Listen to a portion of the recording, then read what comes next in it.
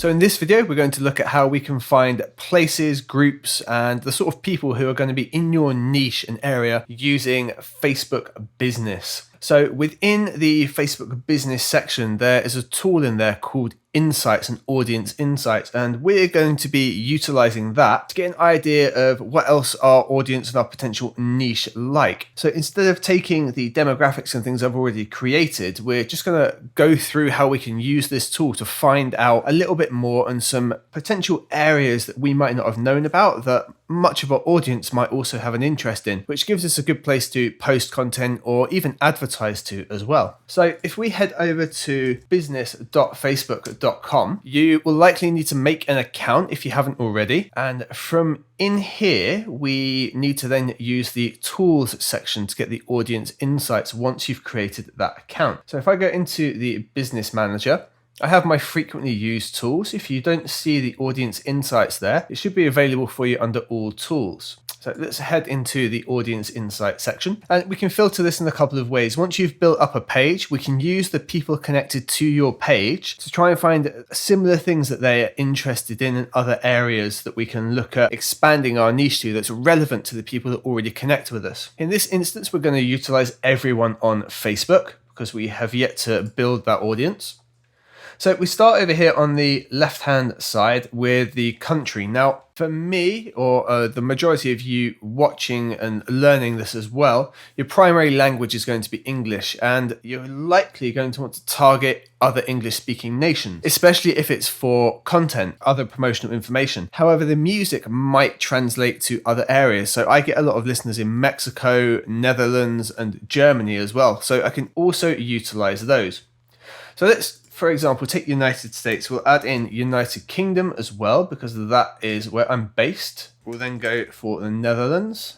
Now, for argument's sake, we'll pop in Germany as well, and Canada. And Canada usually does quite well for me as well. On the demographics section here, we've got the split. It's 53% women, 47% men. Age range here, and I would probably put my age range up to around 20 if I'm looking for buyers. If you're purely looking to push your music, you'd go from 18. My listeners, I know, peak around the age of 40, so I wouldn't really want to go beyond that.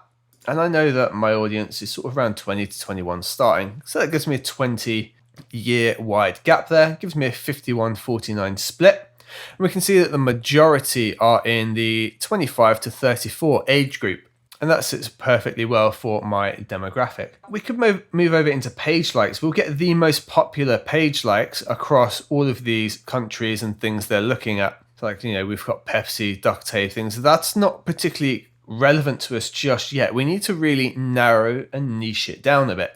If I'm looking to promote my music to some people and I want to have a look at an audience I can build here, so at the minute, it's 100 to 150 million active people, which is just too many. I'm going to take my interest section here and look for some of those similar artists. So I know that some pages I have similar artists of that we can look up. And you might find some don't appear in here, in which case we can start looking for record labels and things like that as well. So Hospital Records is a drum and bass label, really similar to the sort of sound that I'm doing. That's narrowed me down now to 80 and 90k a month. And we can see that my key demographic has stayed roughly the same. Here we've got relationship status, education level, job title, the sort of areas that people are working in. And that's just from one filter. I could niche it down even further. Let's say I was looking to push some of my training content that's also based around my music. I could look up, say, Logic Pro, and we've got, say, Logic Pro templates here. It gives me a pretty small amount of people. We can add in something like Masters, and we could maybe go Prime Loops as well. So that's 3 really relevant companies. If people are interested in sort of these, they're likely to be interested in what I'm currently doing. Again, my demographic sits bang where I know it works for me. Notice now, though, how much more skewed it is towards men. So 96%. And that's absolutely true for my demographic.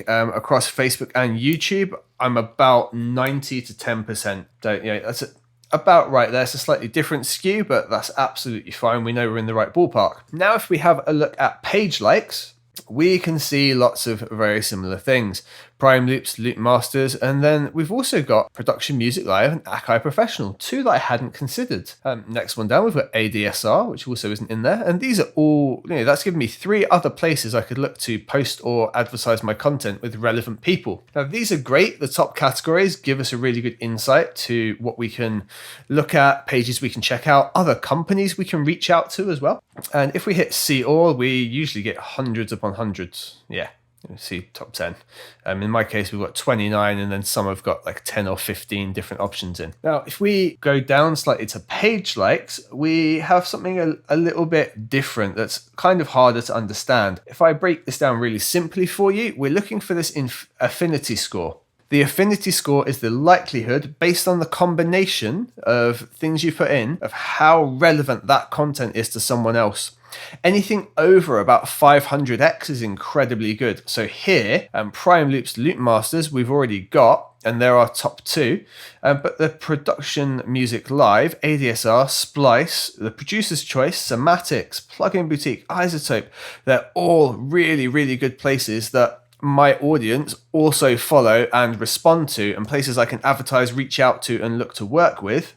Based on this, they would all respond really well to any content that I'm currently doing. And it's given me, say, if we use that 500 guide, all of these have got at least 500 affinity. So that helps me reach a whole new demographic of people. But equally, if we can search in this format, use our demographics, we can figure out who is best to try and reach. We're going to have our biggest saturation in this 25 to 34 age range, meaning we could restrict this and reach more of our people who are likely to buy this way, and we can really just narrow that right down in that age range. So we've knocked 10 years off essentially by taking out this, and we've now just got a little bit in this 35 to 44 range here. Now, another really great thing to do, we can have a look at location. As long as there are enough people, and over 100k should be fine, you can narrow this down to city. So if you're looking to put an event, a talk on, or a meet and greet,